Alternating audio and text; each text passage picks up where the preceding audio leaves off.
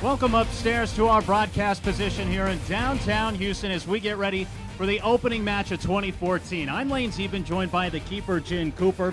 It's been 4 months almost to the exact date, December 12th, when Houston was tabbed the first place they'd send an extensive franchise into the NWSL. And Jen, many people thought 4 months wasn't nearly enough time in order to get a team ready to go on the pitch, and they've succeeded with that. We'll see the results in just a moment. But if you take it back even further, in 2013 at the end of the summer, they said they weren't even going to have space for a ninth team. What happened? How did Houston become involved, and how did they get that team? Well, Lane, the biggest reason we have a team here today is Dynamo team president Chris Canetti. It was his persistence that convinced the NWSL that expansion for 2014 was possible. He collected more than 1,000 deposits for season tickets in less than a week. Last week was hectic for head coach Matt Wells in this Utah State football program. Starting quarterback Chucky Keaton went down with a lower leg injury.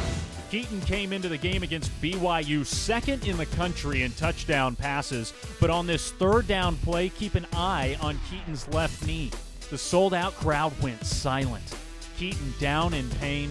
He tore his ACL and his MCL.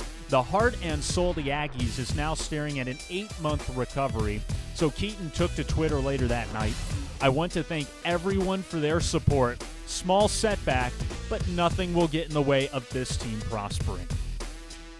I'm Lane Zeben. Thanks for joining us on Owl Vision and the Rice IMG Sports Network. It's the Purdue Boilermakers visiting Houston for just the third time in the last 15 years.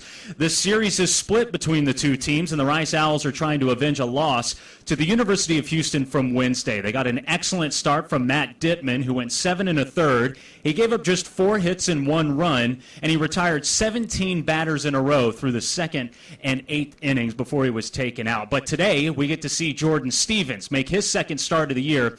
He picked up the W against Stanford on opening day. He'll go up against Patrick Kinney, who's making his first collegiate start for the Boilermakers. It's Big Ten versus Conference USA when we return for more of the pregame show on the Rice IMG Sports Network.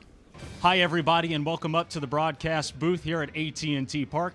I'm Lane Zeben, joined by former All-Pac-10 quarterback at the University of Washington, Brock Huard. Speaking of some of those international players, the captain, the one wearing the armband, is Erin McLeod, the Canadian international who leads this team in number of caps. What's so special about her? Why did her team vote her as the captain? Well, Erin has more experience than anyone else on this team, not only internationally, but also playing professional ball. She is a natural leader in the back, very vocal, great at commanding her defense, and she is relishing the opportunity to really build this franchise, be the face of this franchise. She's just a natural choice for captain. I welcome my partner, Aaron Taylor, to the broadcast booth.